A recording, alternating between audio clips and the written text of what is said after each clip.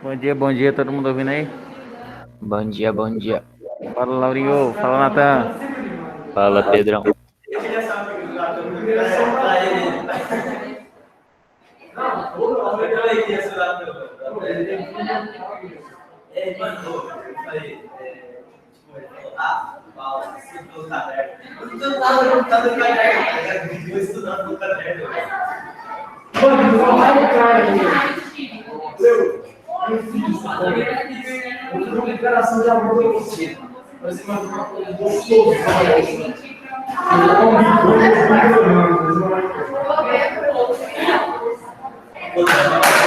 Toda vez que eu mandei mensagem, às vezes, tá visto há 8 horas.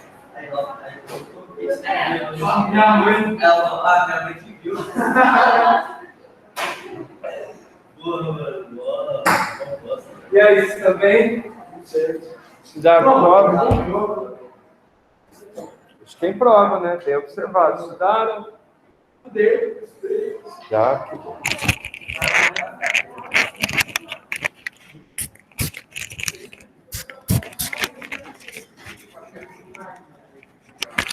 Ai. Pessoal, não.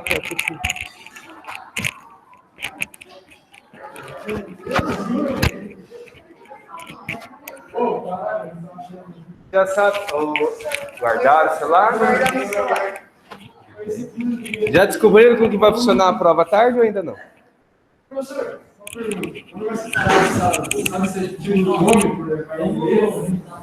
é isso que eu acabei de perguntar, se vocês sabem, porque eu não sei não. Mas esquenta não, que esses detalhes, as últimas pessoas que você vai perguntar são os professores, porque a gente nunca sabe. Tipo, onde vocês vão fazer, essa parte prática da coisa, eu sou mais perdido que vocês. Porque a gente chama isso de memória seletiva, né? Galera, de casa, está ouvindo bem aí? Opa, tá. Beleza, Lauro? Beleza, massa.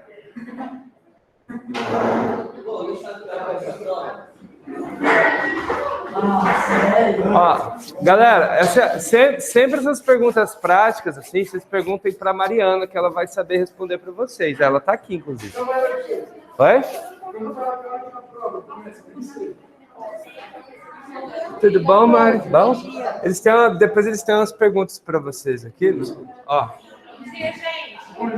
Bom dia. Prova 2h30. Normal. Até as 17h30. Tá bom? Pro segundo e pro terceiro não tem aula, né? Não, normal a aula pra A gente vem. online. Ah, tá. A gente dá aula de casa. Então. Isso. E aí, simulado também pra eles. Você vai entregar todas as provas de uma vez ou vai ser um de cada vez? Vamos ver na hora. Mas vamos fazendo. Vamos pegar. Esse não é o tipo de pergunta prática. Isso aí você vai descobrir, não.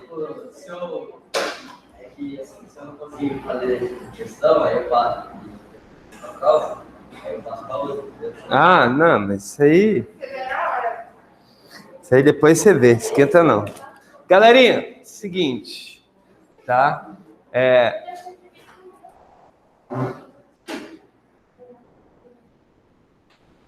Deixa eu pensar uma coisa aqui. Tá. Aula passada, tá? Vamos dar uma recordadinha aí na memória? O que a gente falou na aula passada sobre clima? Quem lembra?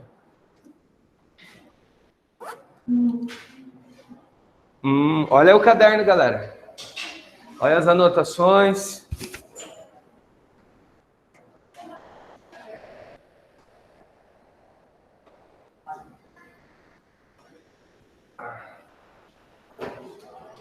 Ativa o cérebro aí. Pessoal Sobre de as casa. massas de ar, os eventos extremos e o clima, não era não? Beleza, vai lá, Natan. Vamos lá. Massas de ar. Eventos extremos e clima. Beleza, mas vamos especificar o que do clima? Como Oi? assim? O que a gente estudou sobre o clima além das massas de ar? Aula passada, vamos recordar, puxar o gancho. Isso, o que a gente viu aula passada? Natan falou aqui massas... Massa de ar. Isso. Massa de ar material, polar, continental, atlântico. E aquela palavra de diferenciar o clima tropical. Os climas do Brasil, né? Isso. Então, beleza. Então, semana passada a gente falou basicamente de divisão climática do Brasil, tá? Vamos lá. Quantos climas tropicais eu tenho mesmo? Quantos climas tropicais tem no Brasil? Semiárido, litorâneo e altitude. Beleza. 4, perfeito. Semiárido, típico, litorâneo e de altitude. Quais são os outros 2 climas comuns no Brasil? Subtropical, muito bem, que pega o sul do nosso estado, quase todo o Paraná, Santa Catarina e Rio Grande do Sul, e o equatorial, que vai pegar o norte do Mato Grosso para cima. Beleza? Tranquilo? Recordaram aí? Aí eu mostrei para vocês,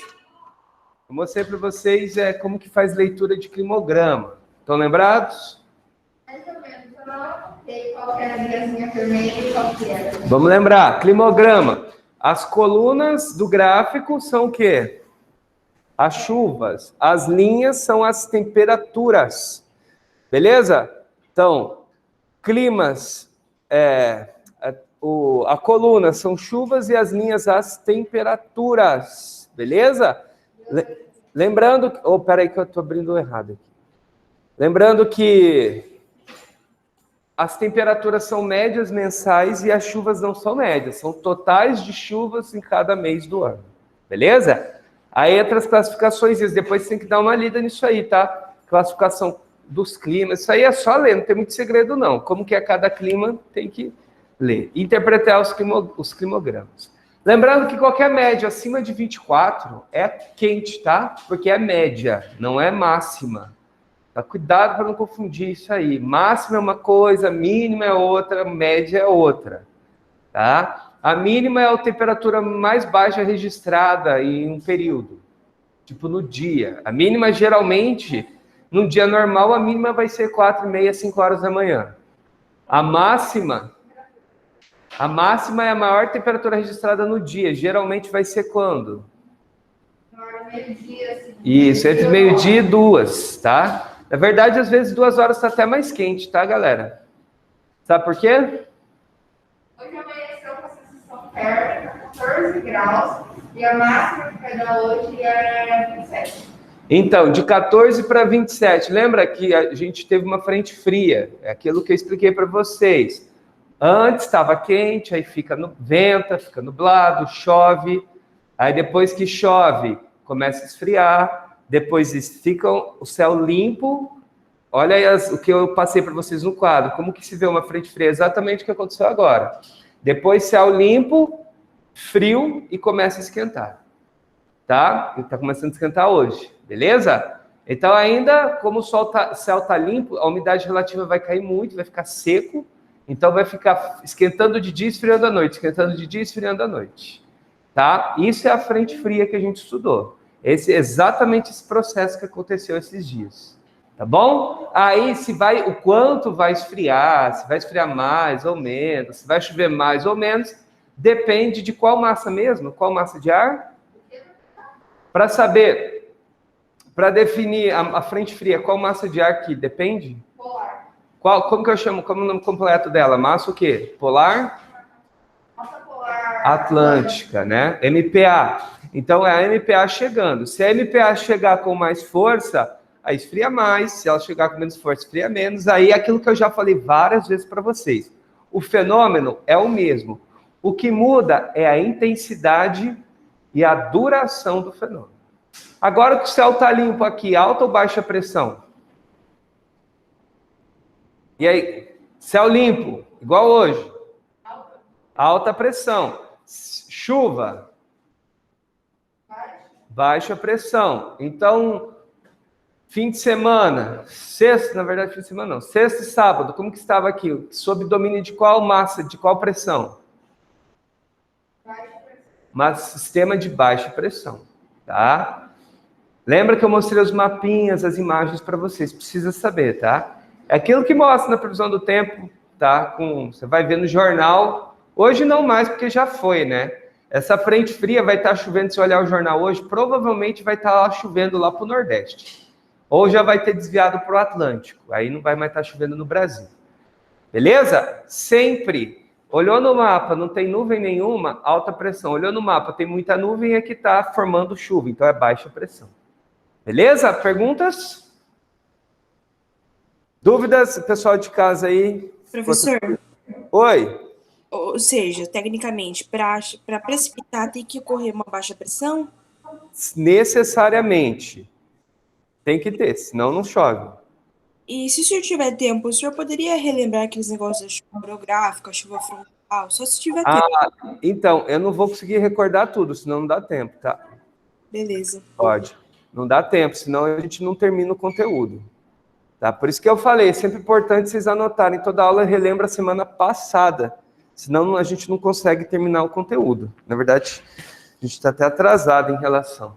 Beleza? Dá uma lidinha lá nas anotações do caderno, na apostila, reveja exercícios, fizeram vários exercícios sobre tipos de chuva, das tarefas e afins, tá?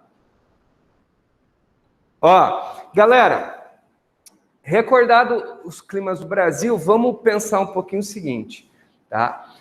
Hoje a gente vai falar sobre fenômenos climáticos que acontecem em escalas globais e locais.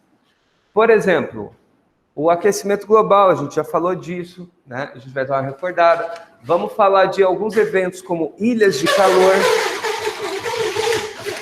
inversão térmica, tá? Ilha de calor, inversão térmica, o efeito quando você tem muita fumaça no ar. Esses fenômenos são fenômenos basicamente urbanos, tá? São bem interessantes de estudar. Esses fenômenos, por quê? Porque eles interferem bastante no nosso dia a dia. Deixa eu só apresentar aqui para a galera. Espera aí.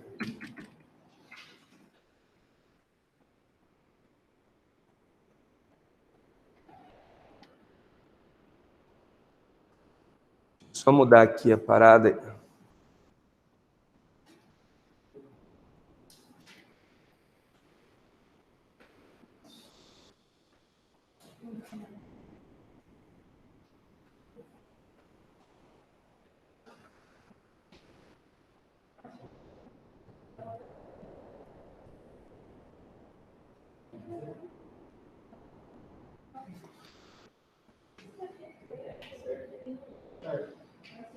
Bom, vamos lá então.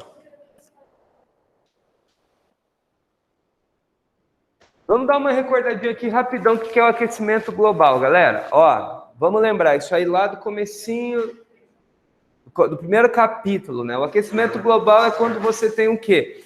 Um aumento excessivo do efeito estufa. O que é o efeito estufa mesmo?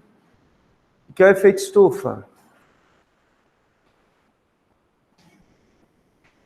O que é o efeito estufa?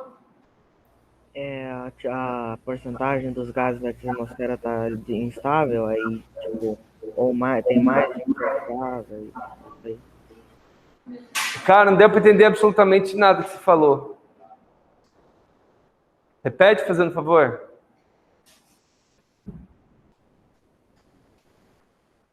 Quem que falou? Foi o Olavo. Olavo, repete, fazendo favor. Não quer repetir, Tati? A porcentagem dos gases na atmosfera, a mudança, a instabilidade, é isso? Isso, né? O efeito estufa é a retenção dos gases na atmosfera. Quais gases? Os gases que retêm calor, basicamente os gases de carbono, CO, CO2 e CH4. Tá? O aquecimento global é quando essa retenção de calor por esses gases é potencializada, ou seja, você tem um excesso de retenção de calor. Tá? Então, logo, se está retendo mais calor, é porque tem mais gases que retêm calor na atmosfera. E aí entra a causa do aquecimento global. As causas do aquecimento, da mudança de temperatura da Terra, elas são naturais e antrópicas. Tá? Elas podem ser vistas como questões naturais quando você analisa um aumento natural da temperatura do planeta por vulcanismo, que vai aumentar esses gases, por mudança de atividade solar, tá? Enfim, por mecanismos internos da Terra, né? Tipo tectonismo, enfim. Tá? Então, isso pode gerar aumento da temperatura média do planeta. Mas o que a gente observa, tá, nas últimas décadas é, sobretudo, a interferência humana, antrópica, no aquecimento global. Ou seja, nas últimas décadas, cada vez mais a emissão de gases poluentes cresceu, a população cresceu, o nível de consumo da população cresceu e, naturalmente, a poluição atmosférica cresceu. O que potencializou em muito o efeito estufa, gerando um aumento gradativo da temperatura. Beleza? Dá para precisar exatamente o quanto foi interferência humana, o quanto não foi? Não. Não dá para precisar, mas dá para se ter certeza hoje não há dúvidas de que o aquecimento global, o aumento médio da temperatura de todo o planeta, ele é uma resultante, tá? Ele é uma resultante de atividades antrópicas, beleza? Ao longo do ano industrial. Deixa eu negar, pronto. Então, por exemplo, os efeitos do aquecimento global, eles não são iguais, tá? Então, em cada lugar você vai ter um tipo de efeito diferente, tá?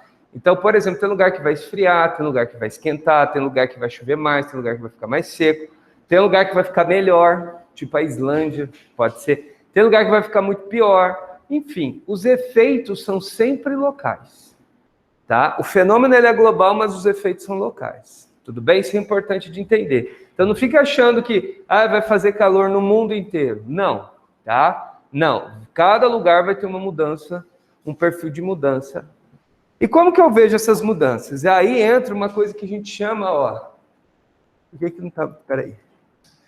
A gente vai chamar de eventos extremos, tá? Cadê? O que são os eventos extremos? Ondas de calor, tipo essa aqui na Europa, tá? Eu já falei isso para vocês algumas vezes, né? Essas ondas de calor ficaram muito comuns na Europa no século XXI, tá? A gente teve no século XXI vários anos de recorde de temperatura, tá? Vários anos seguidos de temperaturas recordes no verão. Evento extremo é normal, tá? São anomalias climáticas. É normal você ter um ano ou outro que vai ficar mais quente, mais seco, mais frio, enfim. O problema, o que chama atenção, é que esses eventos extremos do século XXI estão se repetindo muito. Está virando quase padrão. Quase todo ano está tendo um evento extremo. Quase todo ano tem um pico de calor na Europa no verão maior do que a média. Então, se está muito frequente esses eventos extremos, o que você passa a concluir? Se os eventos extremos estão ficando mais frequentes, o que dá para concluir? Que está mudando o clima, entendeu? Eu posso afirmar cientificamente que mudou o clima? Ainda não, porque lembra que para estudar o clima eu preciso estudar isso por 10, 20, 30 anos. Essas mudanças, né? Ainda não teve esse tempo. Mas são indícios claros de que o clima vem mudando. Beleza? Isso aqui é no Alasca, para vocês terem uma noção, tá? Isso aqui é no Alasca, tá? Olha as montanhas lá. Então, isso é uma situação bastante delicada, tá? Vamos pensar outros eventos extremos. Pensei que tinha foto aqui. As enchentes no Amazonas agora, na bacia do Rio Amazonas, Rio Negro, Solimões e pá. Essas enchentes que estão tendo esse ano, que bateram recordes, chegou a mais de 30 metros de inundação, mais uma vez que teve isso aí, porque se eu não me engano, das últimas 11 eventos extremos de enchente na Amazônia, a maioria aconteceu só no século XX. No século XXI, nos últimos 20 anos. Então, essa é a questão. Tipo assim, outro evento extremo, mas teve outro 3 anos atrás, pois é. Mas teve outro ainda em 2005, pois é. Mas teve outro em 2008, pois é. Então, esses eventos extremos se repetindo pode ser um indício, tá, de mudança nos padrões de clima. Não dá para afirmar categoricamente, mas é um bom indício, né? Beleza? Então, essa é a preocupação. Hoje, no mundo, não há uma discussão sobre, igual se tinha antes. Antes você tinha esse tipo de discussão aqui, ó. Isso é perda de tempo. Ninguém faz. Opa, tipo isso aqui. céticos e alarmistas, como, tem gente que acredita e não acredita. Isso não é questão de fé, tá? Não interessa o que você acredita, o problema é seu. Isso aqui é uma questão de dados e levantamento de interpretação de dados, tá? Hoje, para vocês terem uma noção, os computadores que fazem essas modelagens climáticas são supercomputadores, são computadores gigantescos que ocupam prédios inteiros. O Brasil tem um supercomputador desse lá em São José dos Campos, no INPE, que é o Instituto Nacional de Pesquisas Espaciais, tá? A NASA tem, a Agência Europeia tem, o Japão tem, a China tem. São vários lugares do mundo que tem supercomputadores que processam milhões e milhões de dados para poder identificar o que está acontecendo. E hoje há um consenso no mundo, de que está mudando o clima. Então você tem um aumento da temperatura média do clima comparado ao período pré-industrial. Vamos pegar de referência, o que seria o período pré-industrial? Quando que seria o período pré-industrial?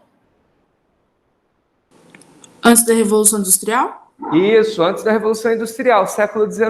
Então, se você comparar lá do século XIX, começo do século XX, por ali, e comparar hoje, já dá para identificar se houve ou não mudança. E a conclusão é sim, houve mudança. Houve um aumento da temperatura média do planeta. Tá? Então, se você comparar com a década de 70 para cá, houve um aumento da temperatura média do planeta. Então, por isso que hoje o mundo não discute se, está tendo ou não está tendo. Isso aí é perda de tempo. O que o mundo discute hoje? Como está sendo esse aquecimento? Como está sendo? E dá para deixar menos pior? Dá para amenizar ou não? Se dá, como? Aí que dá o problema, tá? Por exemplo, Felipe, computador quântico? Não necessariamente, tá? Não precisa ser necessariamente computador quântico. Aí entra as reuniões globais. Essa reunião aqui foi a mais importante em 2015, que é o tal do Acordo de Paris. Pela primeira vez na história, em 2015, 195 países concordaram que precisava diminuir o aquecimento. Aí eles estipularam uma meta. Tá? Pela primeira vez também foi estipulada uma meta.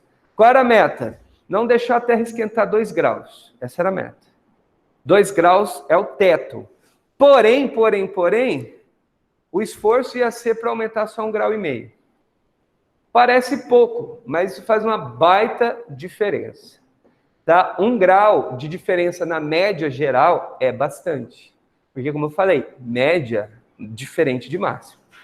Tá? Então, aí o Brasil apresentou a sua meta, isso aqui é só para vocês entenderem, né? Essa meta do Brasil já esquece, o Brasil já não está cumprindo essa meta faz horas.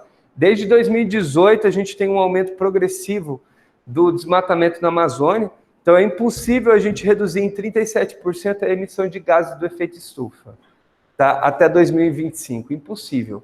43% até 2030, mais difícil ainda. Tá? Então o Brasil já não cumpriu a meta. Tá? Esse acordo, olha que interessante, pela primeira vez na história, por isso que ele é importante, países ricos falaram que se comprometeram a pagar para os países mais pobres. A cifra chegou em 100 bilhões por ano. 100 bilhões por ano de dinheiro destinado de países ricos para os países mais pobres. Por quê? Porque os países ricos aceitaram que eles que causaram a maior parte dos danos ambientais. Tá? E de fato, né, quem que mais é meio óbvio, quem é mais rico sempre polui mais. É bem simples. Quanto mais coisa você tem, mais impacto ambiental você gera. Entendeu? Quanto mais dinheiro você gasta, é porque mais consumo você tem, mais impacto você gerou. Então você é mais responsável. Essa é a conclusão óbvia. E quando eu falo de país, é a mesma coisa. Então, qual é o principal país, qual é o maior responsável pelo impacto ambiental no mundo? Hoje, qual é o país maior responsável pelos impactos ambientais do mundo? Estados Unidos, né? Hoje, os Estados Unidos é o país mais responsável pelos impactos no mundo. De forma direta e indireta. Por quê? Simples, porque ele é o mais rico e as pessoas lá consomem muito mais do que qualquer outra pessoa no mundo, em média. Acabou. Entendeu? Então, essa conclusão é importante. Então, não adianta. Quem é mais rico, polui mais, então tem que pagar mais. Isso foi acordado. O mundo concordou com isso, inclusive os ricos. E vão pagar. Beleza. Aí, as outras coisas precisam ser definidas. A cada 5 anos o acordo tem que ser revisto. Em 2020, em função da pandemia, não teve uma reunião efetiva. Vai ter esse ano, em novembro desse ano, vai ter outra reunião que vai ser rediscutido isso, tá? Aí cada ano, que na verdade ele bota 5 anos, mas todo ano eles rediscutem isso aí, todo ano. Então esse ano agora, no final desse ano, vai ter uma discussão bastante importante sobre uma nova reunião para ver o que chegou, o que não chegou, o que dá para fazer. Beleza? Exemplos de medidas práticas. A Europa, por exemplo, já proibiu a fabricação de carros com motor a combustão. A partir de 2024, se eu não me engano, 2025, mais ou menos nessa data aqui, só vai ser fabricado carros com motor elétrico, 100% elétrico. A partir de 2030, não se vende mais carro com motor a combustão na Europa, entendeu? Então, são esse tipo de medida. Carro de passeio, tá? Caminhão, essas coisas não tem jeito. Então, é esse tipo de medida que está sendo adotada. Beleza? Ficou claro para vocês? Uma coisa que chamou muita atenção no Brasil, né? A Noruega, para vocês terem uma noção, a Noruega tinha previsto, daqui para frente, financiar, enviar para o Brasil 2 bilhões de dólares. Só para o Brasil. Tá? Na verdade, era 1,9, 2, né? Porque eu já tinha enviado um pouquinho, ia dar 2 bilhões de dólares. Se o Brasil mantivesse a meta do quê? De redução do desmatamento da Amazônia. O que aconteceu? De 2016 para cá, o que aconteceu com o desmatamento? O desmatamento aumentou, voltou a aumentar. Aí a Noruega falou, ó, cortou pela metade. Falou, ou vocês reduzem ou eu corto tudo. Não, piorou a situação, ficou bem pior. E ainda por cima o governo brasileiro começou com discursos anti-combate ao desmatamento. A Noruega cortou todo o fundo Amazônia, tá? Ou seja, a gente só nessa brincadeira aí a gente já perdeu tranquilamente mais de 1 bilhão de dólares, tá? De financiamento disso aqui, de país rico financiando a gente. Beleza? Então isso aqui é bastante importante, tá? Perguntas? Beleza? Aí, galera, só que eu não vou entrar muito em detalhe, que é uma coisa que a gente vai chamar de geopolítica ambiental. Aí é outro tema, é outro assunto, são outras discussões que vocês vão ter lá no 2º ano. Beleza? Perguntas? Alguma dúvida? Ô, Lauro, evento extremo é quando você tem um calor maior que a média, uma seca maior que a média, uma enchente maior que a média. Tá? Beleza? Por exemplo, agora é para fazer seca em Campo Grande. Tá? Nosso clima é seco no meio do ano. Vamos supor que fique 3 meses sem chuva, 0 chuva. Daqui até setembro não chova mais. 4 meses, né? Aí é extremo, é uma seca extrema. Isso seria um evento extremo. Entendeu? Ô, Sofia, eu passei isso na aula passada, eu não lembro de cabeça. Pergunta aí para escola, qual é o capítulo da prova que eu passei para vocês mesmo? Eu não lembro de cabeça. Tem que dar uma olhadinha aí, Sofia, ver com os colegas aí que eu não tenho aqui agora, viu? Deve ser 9, 10, alguma coisa assim. 9, 10, 11, por aí. Bom, galera, vamos falar um pouquinho de outros problemas atmosféricos que chamam muita atenção, que todo mundo já ouviu falar. Esse aqui é um. O que é a camada de ozônio, galera? Qual a função da camada de ozônio? Isso, bloquear os raios UVs, tá? Ou seja, os raios ultravioletas, muito bem. É um filtro, tá? É um filtro, é tipo um filtro solar, tá? A camada de ozônio, ela fica bem alta, ela fica na estratosfera. Então, ela não tem muito a ver com clima, tá? Ela tem a ver com filtro de raios UV. Beleza? Lá na camada de ozônio, você tem uma reação química que acontece quando você emite esse tipo de gás, ó, que são os CFCs. Cloro, flúor, carbono. O que é o cloro, flúor, carbono? Onde eu vou ter isso?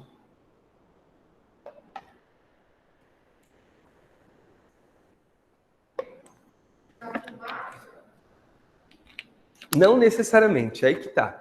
São nos aerossóis. Agora, na Covid, você já ouviu falar bastante de aerossol. O que são os aerossóis? São partículas muito pequenininhas, tá, que ficam suspensas na atmosfera. Essas partículas vinham do ar-condicionado, do desodorante aerossol, por exemplo, vinha da geladeira, de produtos eletrodomésticos e tantos outros. Então, na década de 80, o buraco na camada de ozônio chamou muita atenção e assustou as pessoas. O mundo, situação grave, buraco na camada de ozônio precisa reduzir, vamos lá.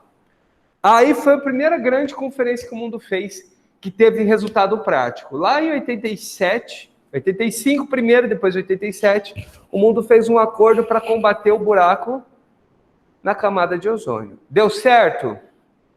Deu, o buraco reduziu bastante. Tá? Bastante Professor? mesmo. Oi? Um aluno perguntou aqui no chat se isso que o senhor está passando é revisão. Não, meu filho, já estudou isso? Se você não estudou, que diferença faz se é revisão ou se não é? Olha aí, acompanha aí, pô. Perguntas desnecessárias. Galera, então o que vai acontecer? Esses gases, quando chegam com o ozônio, reagem com o ozônio, eles vão dissociar o ozônio. Isso aqui é a formulazinha química, eu não quero que vocês prestem tanta atenção.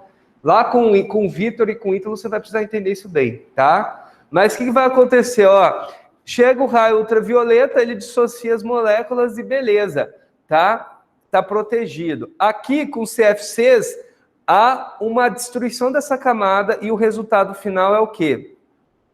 Não é 3 oxigênios.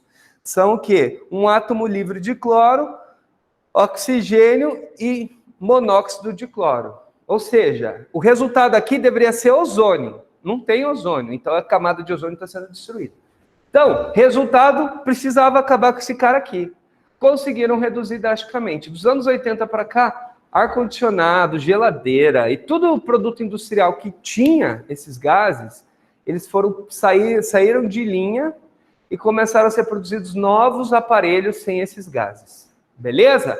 Esses gases ainda são usados em alguns lugares, outros países são totalmente proibidos o uso de CFCs. Beleza? Certo? Então, isso é um exemplo interessante de funcionamento de políticas ambientais. Há quem criticasse o acordo, dizendo que isso aí era para forçar você a trocar sua geladeira, trocar o seu ar-condicionado e tal. Então, esse tipo de discussão sempre vai ter. E óbvio que empresas ganharam muito dinheiro nessa brincadeira, né?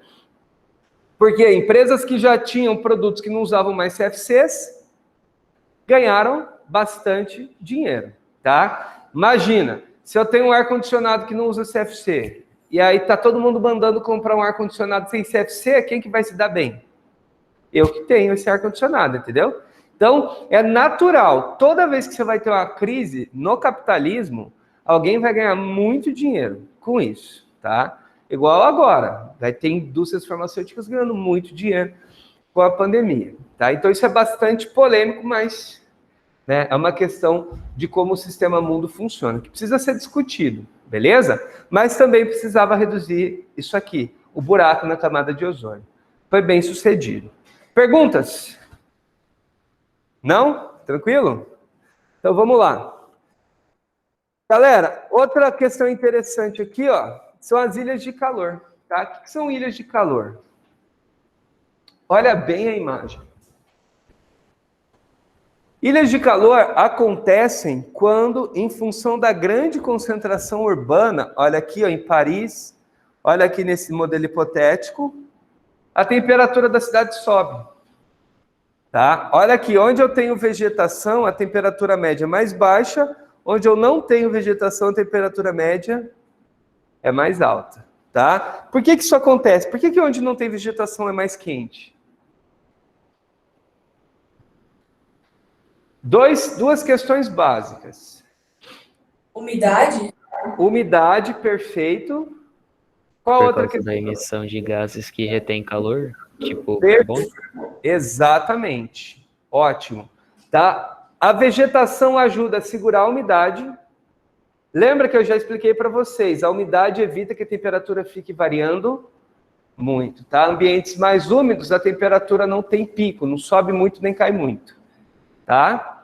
Então, a umidade ajuda a aliviar a situação. O outro ponto é exatamente isso. Aqui nessas cidades eu tenho muita emissão de gases poluentes, tem muito carro, tem muito caminhão, Tá? Esse ar-condicionado aqui, ó, tá esfriando a sala, mas lá fora ele produz calor. Entendeu? Todo equipamento elétrico que você liga, ele produz o quê? Perda de energia térmica. Vocês vão estudar isso em física, tá? Dificilmente você vai ter um sistema que não tem perda, tá? Já viram atrás da geladeira, não esquenta? Atrás da sua televisão não esquenta, tá? O receptor o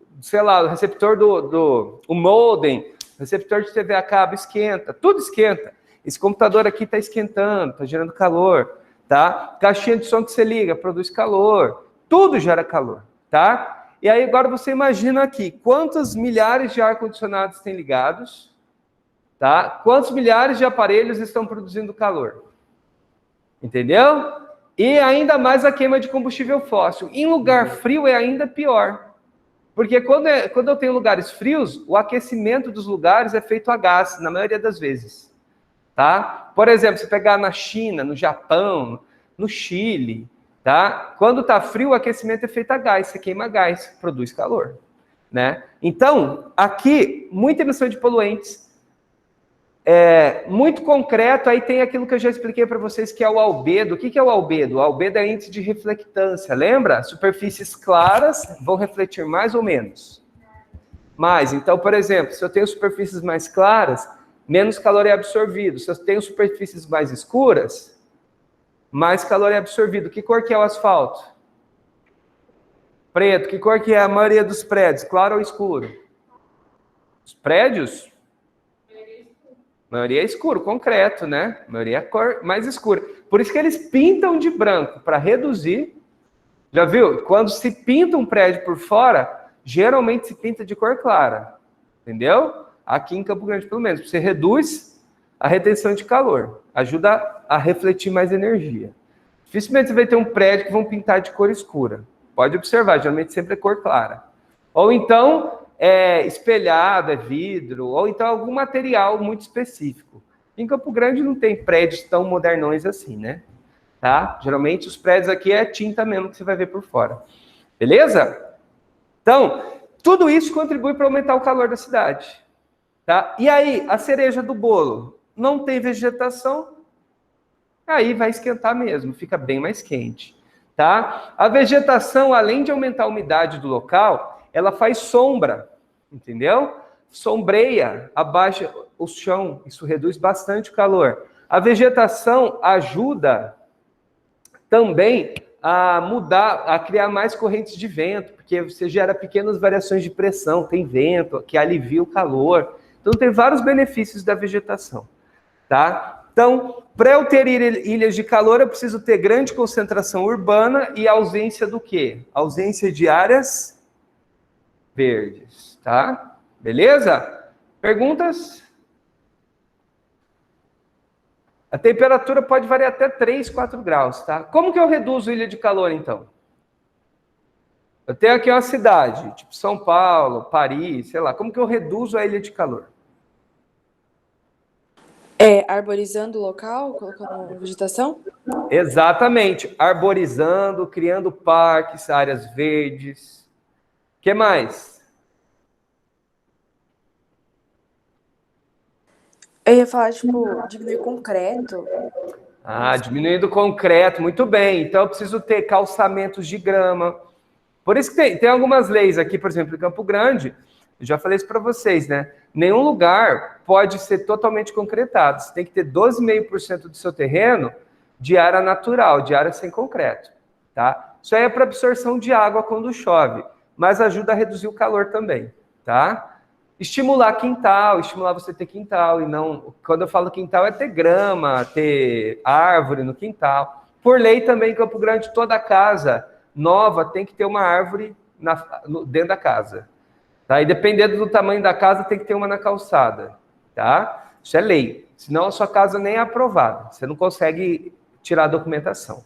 Aí tem cidades que exigem 2, aí depende do lugar, né? Por exemplo, dependendo do bairro, exige que você tenha 2, se for casa grande. Isso aí tudo é para diminuir esse tipo de problema urbano, não é frescura, isso ajuda a reduzir esses problemas, tá? Se todas as casas seguirem a normativa, você vai ter uma rua arborizada, e você não vai ter ilha de calor, dificilmente vai ter enchente na rua, ou enxurrada muito grande, porque essas vegetações vão absorver a água e vão deixar o ambiente mais agradável, tá? Outra coisa que você pode fazer, diminuir concreto, né? Tem lugar que literalmente destruiu prédios. Quando eu falo literalmente, é porque literalmente derrubou o prédio. Tipo Amsterdã, derrubou rua, quebrou rua, arrancou prédio e fez praça, fez parque. Mas não era só pela ilha de calor, tá? Era por outros motivos também, né? Para fazer as pessoas andarem mais a pé. Então, quanto mais as pessoas andam a pé, menos carro circula. Quanto mais transporte coletivo eficiente você tem, menos carro circula, menos calor. Entendeu? Se tem ciclovia, se a sensação de segurança na cidade é boa, não faz sentido vocês virem para a escola de carro, tá? Quem que vem de bicicleta para a escola de vocês aqui? Ninguém? Pois é, quem que vem de carro para a escola? Tipo assim, quase todo mundo praticamente. Isso é meio absurdo, né? Você pegar assim, na idade de vocês terem que vir de carro. Então isso tem que criar uma cidade onde estimule ou crie condições para que vocês possam vir a pé. Vocês são novos, vocês davam para muitos virem a pé, dependendo da distância. Que vocês viessem de ônibus, de transporte coletivo, né? Ou de bicicleta, que é uma forma bastante interessante, né? Então é complicado, então precisava mudar a forma de se pensar, o jeito que se usa a cidade. Tudo isso é menos carro circulando, menos carro é menos calor, menos ilha de calor, tá? Então são várias medidas que você tem que pensar para melhorar o clima urbano. Campo Grande, para a gente finalizar, tem problemas graves de ilha de calor? Vocês acham que Campo Grande tem problemas graves de ilhas de calor? Não, por quê? Não, né? Porque o nosso centro é bastante arborizado. Se você subir a Rui Barbosa até a Afonso Pena, é bastante arborizada. A própria Afonso Pena é bastante arborizada. Você vai perceber bem ilha de calor se você for em duas avenidas em Campo Grande. Vai ficar bem claro para você. Se você for na Avenida Ceará e se você for na Avenida Zarã. Lá na TV Morena. Lá. Se você for para lá, você vai, na hora do almoço, você vai perceber claramente a diferença de temperatura. Se você for no bairro, 100 metros para dentro no bairro, que é bem arborizado, e depois se for para Zarã, você vai ver a diferença de temperatura bem nítida, porque lá é bem mais quente, tá? Porque não tem árvore, não tem só concreto. Beleza? Então isso aqui é bastante sério, a qualidade do ar que você respira interfere muito. Beleza? Perguntas? Não? Tranquilo? Então, galera, por enquanto é só. Depois do intervalo a gente vai falar de outros fenômenos, e aí eu vou passar uns exercícios para vocês fazerem. Tchau, Tchau, tchau, gente. Até mais. Até.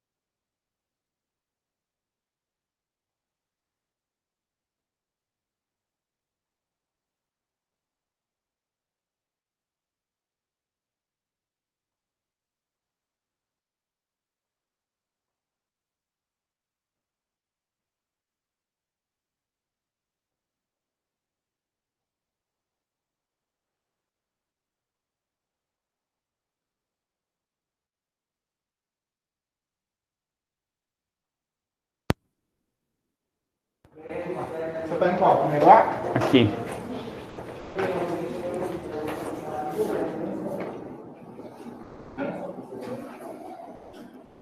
Alô, alô. Ah, não, mas agora tá. Você mexeu aqui. Alô. Agora deu certo. Alô. Não estava O funcionando. esquema é aqui, ó.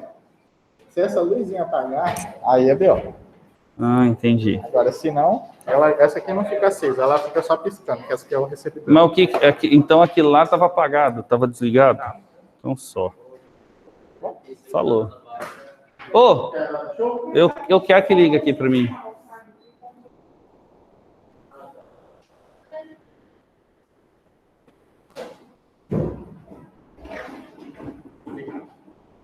Farols. Farols. Então vamos abrir uma. Vamos ver aqui.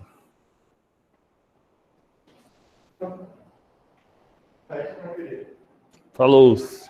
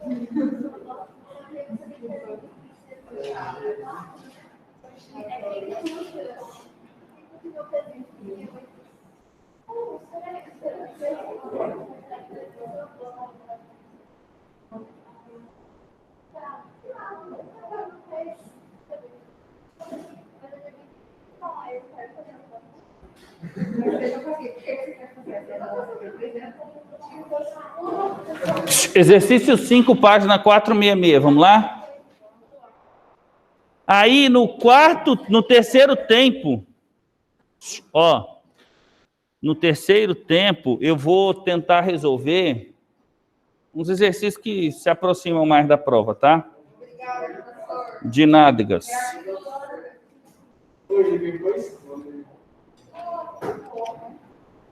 Ó. Exercício de número 5. Ele fala o seguinte, ó.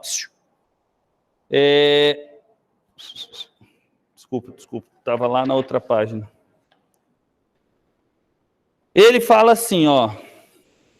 Analise as proposições a seguir com relação às propriedades periódicas dos elementos químicos, né? Então ele fala, A1. Vai trabalhar com verdadeiro e falso, tá? Então, olha só. A eletronegatividade é a força de atração exercida sobre os elétrons de uma ligação, até aí está certinho, tá? E relaciona-se com o raio atômico, de forma diretamente proporcional, ou seja, quanto maior o raio, maior a eletronegatividade, sim ou não? Isso, ou seja, quanto maior o número, ó, de níveis, maior a eletronegatividade, maior a tendência em receber elétrons. Por exemplo, se eu tenho um elétron muito externo, ele é muito fortemente atraído pelo núcleo? Numa ligação, por exemplo? Falso. Isso aqui é falsa. Por que que ela é falsa? Porque a tendência de menor a força de atração. Então, quanto maior o raio, menor a eletronegatividade, tá? Professor. Oi. Então, eu estou na 5 da página 466 Mas eu acho que é diferente. Ah, não, é 5 da página 465, eu errei. Ah, tá. Desculpa, meu querido. Esse a gente vai resolver sim, mas depois, tá? Eu Tranquilo. errei Beleza. isso daí. Desculpa, meu querido. Ainda bem que você me corrigiu aqui. Essa é 465. Valeu.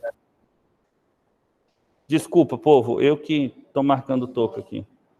Tô tranquilo, professor, relaxa. Ó, então essa aí é falsa. Quanto maior o raio, eu só estou corrigindo. Você pode colocar aí o que ele começou a escrever certinho, mas depois, quando ele fala que é diretamente proporcional, daí para frente está errado.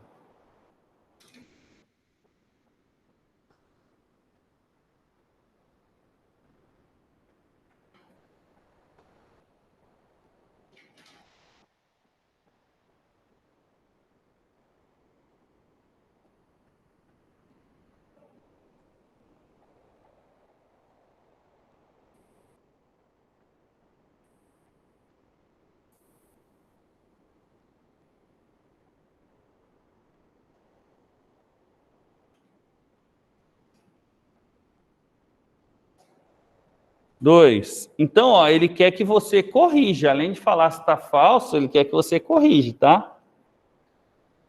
O 2. Então, vamos lá. Ó, a eletronegatividade é a energia, a eletroafinidade, desculpa. É a energia liberada quando um átomo isolado no estado gasoso captura um elétron. Tá certo, quando ele recebe um elétron. Portanto, quanto menor o raio, menor a afinidade eletrônica? Falso. Quanto menor o raio, pessoal, olha só aqui em cima. Quanto menor o número de níveis, por exemplo, ele vai capturar esse elétron com mais força, ele vai liberar mais energia. Então, aonde que está errado dessa daí, professor? Quando ele fala assim, ó, quanto menor o raio,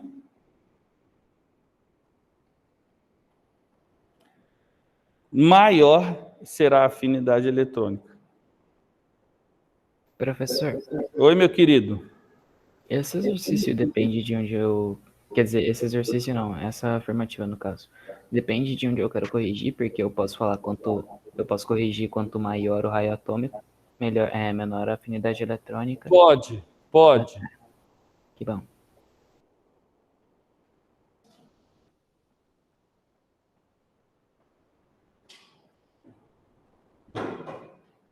Beleza. O 3. Energia ou potencial de ionização é a energia mínima necessária para remover um elétron do átomo no estado gasoso isolado em seu estado fundamental? Verdadeiro. Verdadeiro. Então, ó, você tem um átomo X gasoso, você fornece energia para ele, e aí ele vira um cátion gasoso. Certo? E perde um elétron. É isso aí, tá verdadeiro. 4. O tamanho de um átomo, de modo geral, varia em função do número de níveis, ou seja, quanto mais níveis, olha aqui, ó, K, L, M, ou seja, vai aumentar o átomo, isso é verdadeiro. E você vai variando o número atômico, o raio também vai variando. É em função dele. Ele não falou que aumenta ou que diminui, ele falou que é em função dele, isso é verdadeiro.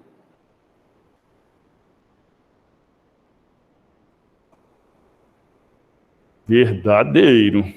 Então tá bom, só as duas primeiras que são falsas, né? E a gente já corrigiu. Você vai pegar e você vai fazer os 6. Nossa, exercício do ITA é a coisa mais difícil do mundo, né? Não é, não. Faz os 6 aí. Nossa, peguei uma máscara apertada. Dificulta a minha respiração.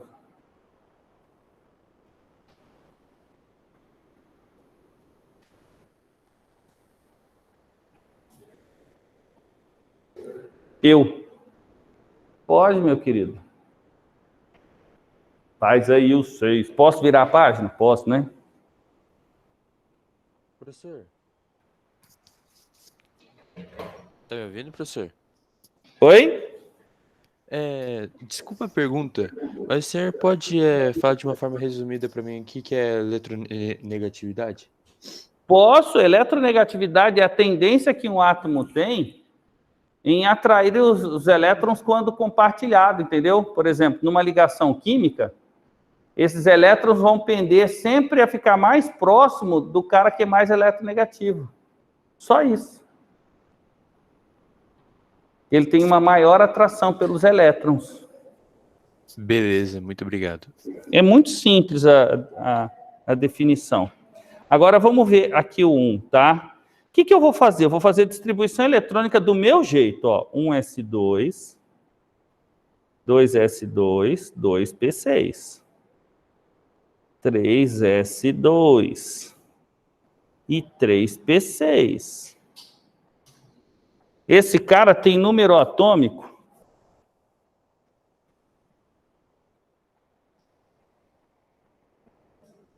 se ele for neutro, 18. O 2. Ele tem 3 níveis, né? 1s2,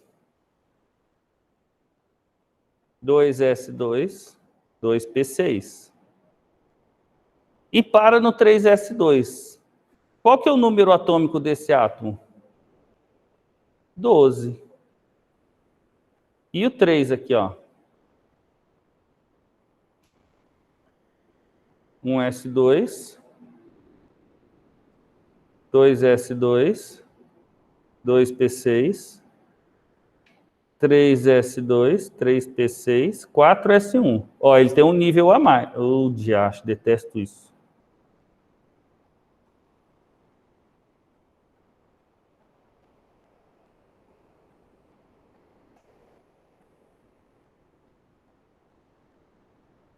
S1. O Z desse cara, o número atômico é 19. Agora vamos fazer o 4.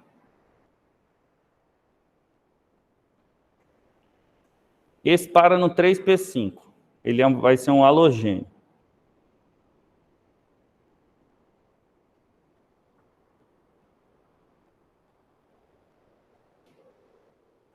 O Z desse daqui dá 17. Muito bem, senhores. É correto afirmar, letra A. Dentre os átomos anteriores, o átomo 1 tem maior potencial de ionização? Veja bem, quem tem sempre o maior potencial de ionização é o menor átomo ou é o maior átomo? O que é potencial de ionização? Não sei, professor. Não estudei. É o menor, exatamente.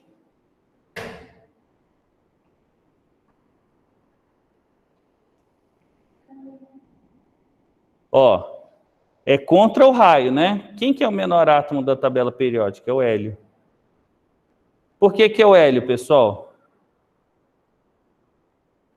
Porque ele tem somente o primeiro nível e ele já está estável com 2 elétrons. Então, tirar um elétron dele é muito difícil. Então, você precisa de uma energia muito grande. Tá certo? Ele está dizendo o quê? Dentre os átomos anteriores, o átomo 1 tem maior potencial de ionização. Quem é o menor átomo desses todos aí? O menor. O 3, o 12. É o 1. É o 1. Porque, olha só, com exceção do 3, todos eles têm 3 níveis, não é? Quem está mais para a direita? Exatamente o 1, que ele já é estável, tá vendo? Olha aqui, ó, ele já tem o octeto completo. Então, é muito difícil arrancar um elétron dele. Então, esse cara aqui é verdadeiro, essa questão. Ele quer a incorreta. Vamos lá? Ó, letra B. A perda de 2 elétrons pelo átomo 2. Quem que é o átomo 2? Esse aqui, ó. o Z é igual a 12. Se você olhar na tabela periódica, quem é que tem número atômico 12? É o magnésio. Ô, diacho.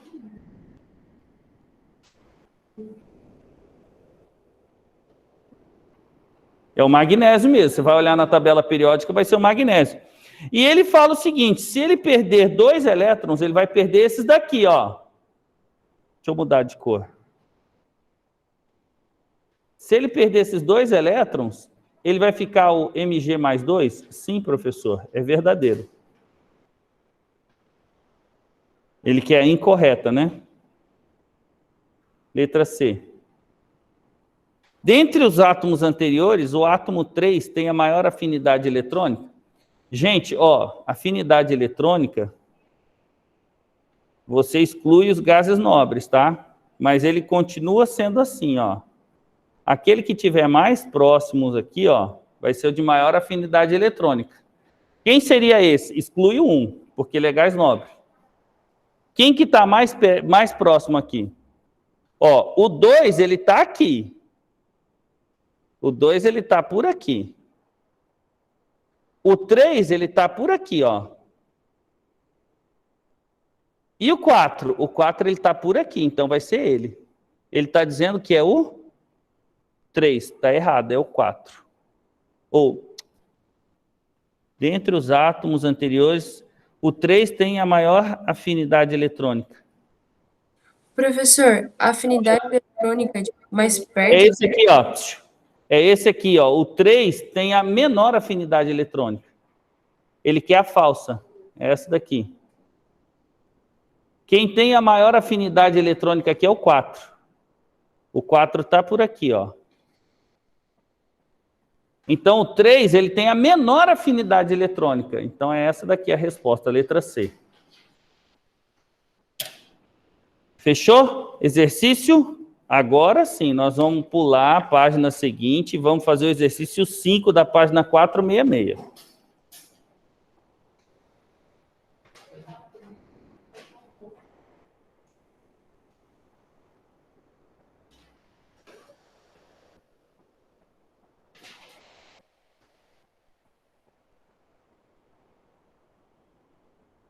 Agora sim. Professor, Oi, amor. perguntaram aqui no chat que quanto mais perto de estar estável, maior a sua afinidade eletrônica? Espera aí, querida. Você pode falar de novo, que eu não entendi a última parte que você falou. Espera aí, deixa eu olhar no chat. Eu vou olhar no chat, espera aí. Ah, tá, beleza. Aí fica mais fácil.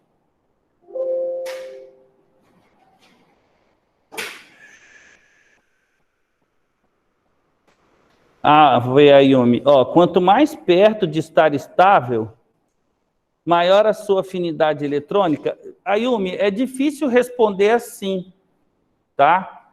Eu digo para você o seguinte, deixa eu voltar aqui, ó.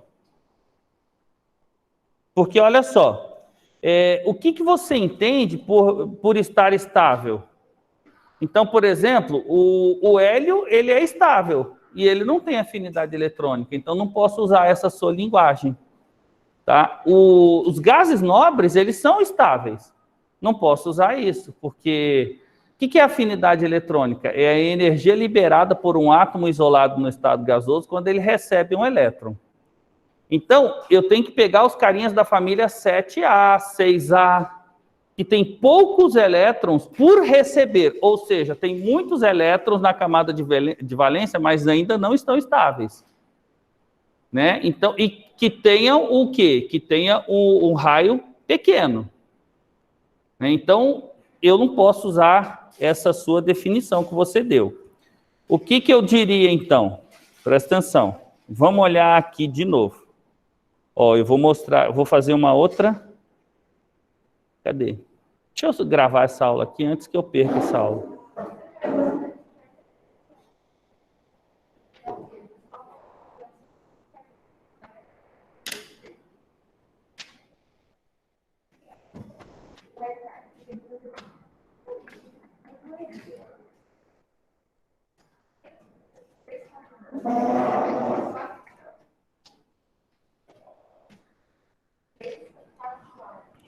Vamos ver aqui, deixa eu ver.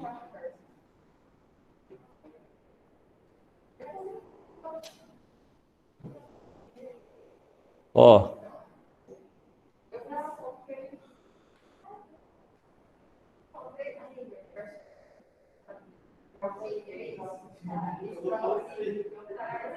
Presta atenção aqui. Ó. Eu vou tirar os gases nobres.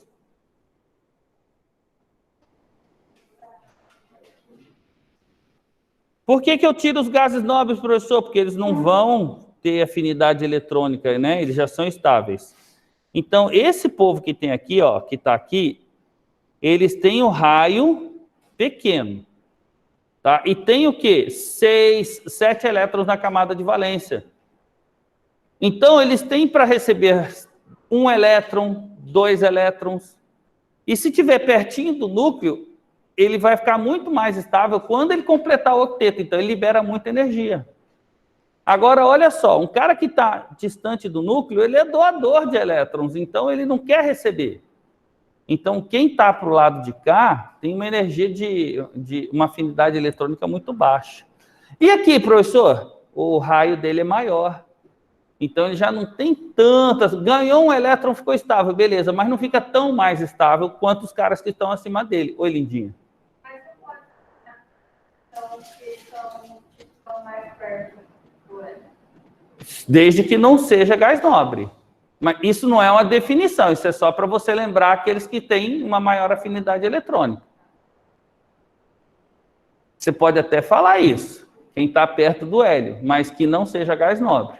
Aí você pode falar. Como Mas... assim, raio? Oi? Como assim, raio? Eu tô meio perdido. Olha só. O raio... Quem que é o maior átomo da tabela periódica? É o frâncio. Quem é menor? É o hélio. Então, o frâncio é um doador de elétrons e é o maior átomo. Então, a afinidade eletrônica dele é baixíssima, porque ele é doador de elétrons. Então, quando ele receber um elétron, vamos supor, ele vai ficar instável e não estável. Então, não vai liberar. Por quê? O que é o conceito que a gente tem de estabilidade? É que tem baixa energia. Eu já falei isso para vocês. Tá? Quanto menos energia um sistema tiver, ele é mais estável. Então, ele quer ficar estável perdendo energia. E quem é que fica mais estável? Aqueles que estão o quê? Que estão perto do hélio, que tem um menor raio. Porque o que acontece? Esse elétron vai ser recebido perto do núcleo. Tá? E o que acontece? Quando ele está pertinho do núcleo, o átomo fica muito estável quando receber esse elétron. E aí ele acaba liberando grande quantidade de energia, porque ficou estável. Ele libera energia e fica estável. Ó, ele sai do nível de alta energia e vai para o nível de muito baixa energia. Agora, se você tem um raio grande, ainda mais um cara que quer doar elétron, você dá um elétron para ele, ele não vai liberar energia. Então, quanto menor o átomo, maior a afinidade eletrônica. Beleza? Beleza, entendi. Estou seguindo. Vamos lá. Agora você vai para o 5.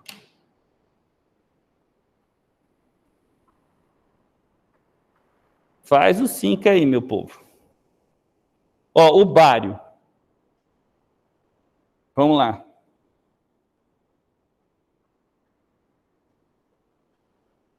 Qual que é o número atômico do bário? 56. O bário, pessoal, faz a distribuição eletrônica dele. 1s2, 2s2, 2p6. Ah, professor, eu não sei fazer distribuição eletrônica. Aí lascou. 4s2, 3d10, já foram 30. 4p6, siga a seta, né? 5s2, já foram 38. 4d10. Beleza? Já deu o quê? 38 mais 10, 48. 5p6, 54. Ele é 6s2. Olha só. O bário está na família 2A. Sexto período. Caramba, ele está muito lá embaixo. Imagina você a tabela periódica.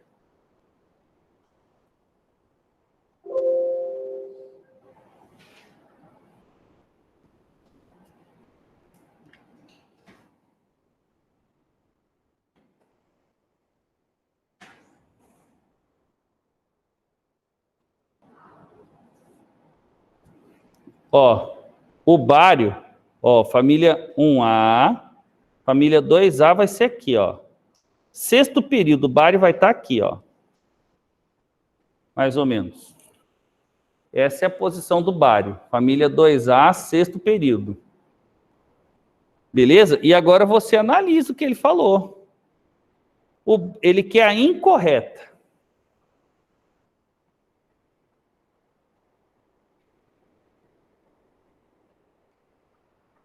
Letra A.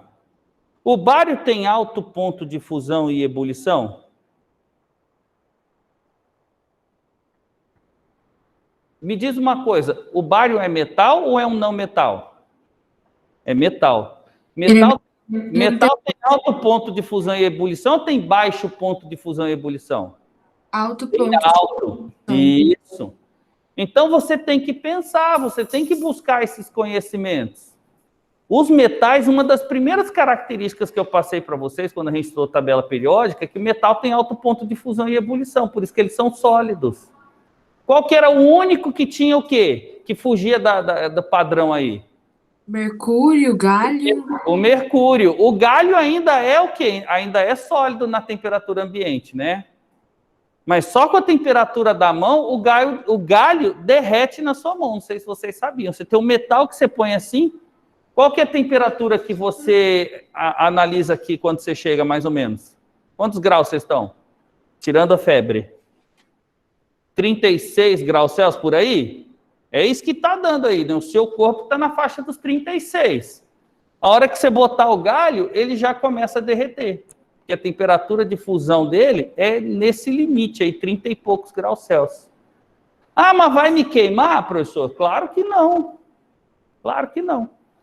O mercúrio é que é líquido, ele tem baixo ponto de fusão, ele tem alto ponto de ebulição, né? Então é verdadeira essa aqui, ele quer a incorreta, né? Então vamos lá, letra B. Conduz bem a corrente elétrica no estado sólido, verdadeiro ou falso? Ele não é um metal? Metal não é bom condutor de eletricidade, de calor e eletricidade? Não é uma condição dos metais? Sim. É verdadeiro. Letra C.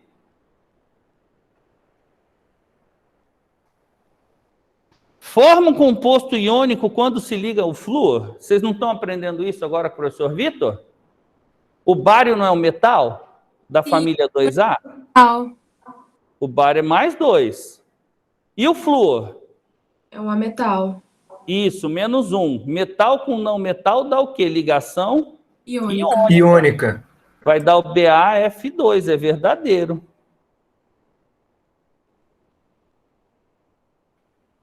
Regrinha do escorregador, vocês já aprenderam com ele? A gente chama de escadinha, mas sim, aprendemos. Escadinha, tudo bem. Eu chamo de regrinha do escorregador. É a mesma coisa, tá? Beleza. Vamos ver a D de dado? Pertence à família dos metais alcalino-terrosos? Não é da 2A? Está verdadeira. E se não for letra E, nós erramos. Tende a receber 2 elétrons quando se liga ao oxigênio? O bário é um doador de elétrons. Por quê, professor? Porque ele é metal. Já o oxigênio é que é o receptor de 2, não é? Beleza? Dá um composto iônico de fórmula BaO. O oxigênio que é o receptor. E o bário é o doador, porque ele é metal. Se você lembrasse das características dos metais que nós vimos aí anteriormente, você faria essa questão. A letra E é falsa. Dúvidas? Já aproveita e já tira, porque essa é uma boa questão, viu? Não achei uma questão difícil, ela trata do básico sobre metais, né? Não é nem de propriedades periódicas, né? Depois do intervalo, eu vou fazer umas questões parecidas com o que eu vou cobrar na prova. Para vocês irem bem. Deixa eu ver aqui. Faz o 4 da página 467.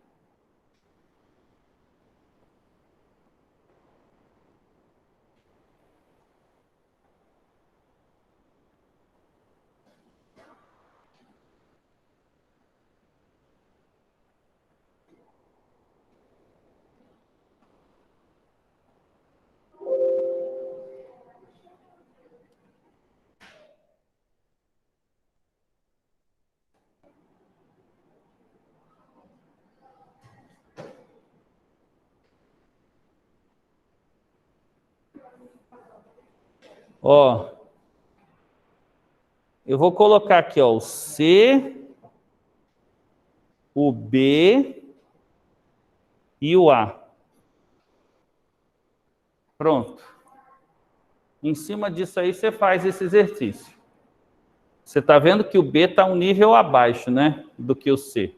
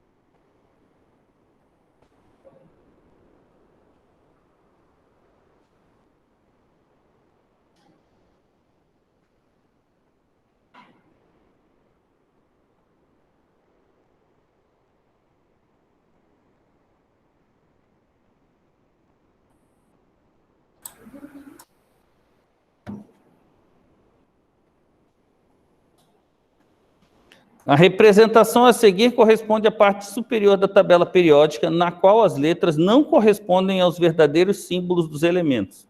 São elementos hipotéticos, né? As letras. Obviamente que, dependendo da posição, você já sabe que elemento que é. Por exemplo, esse aí eu sei que é o flúor. Tá? O A a gente já sabe que é o frâncio. Já sabe que é o frâncio, exato. Então, olha só, considere as afirmativas acerca dos elementos hipotéticos representados na tabela periódica, né? Então, olha só, dentre os elementos hipotéticos, essa questão 4 é a que mais se assemelha à minha prova. Tá? Então, por isso que eu acho que você tem que dar um valor grande. Eu vou te dar mais um segundinho aí para você fazer. Então, eu vou te dar uma tabela, vou colocar os elementos e vou perguntar quem é isso, quem é aquilo. Você vai me dizendo. É uma prova até rápida de ser feita.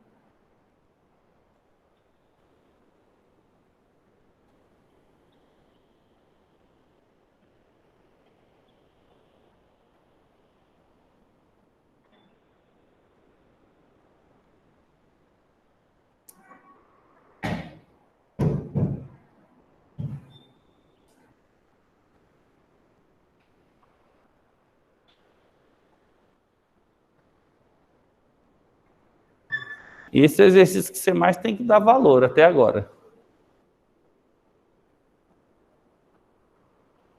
Se você não olhar esse exercício, fala, meu amor. Pode, princesa, claro.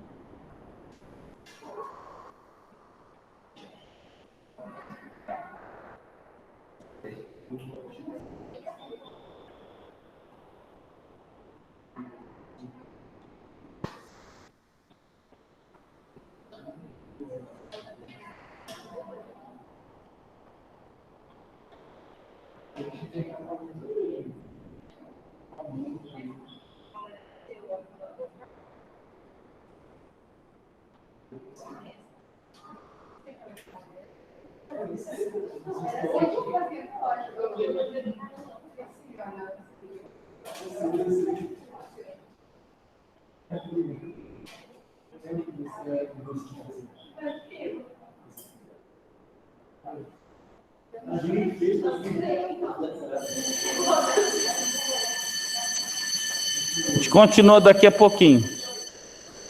Pode ir para o intervalo, tá? Valeu, professor. Vou até deixar aberto aqui. Daqui a pouco a gente volta e termina.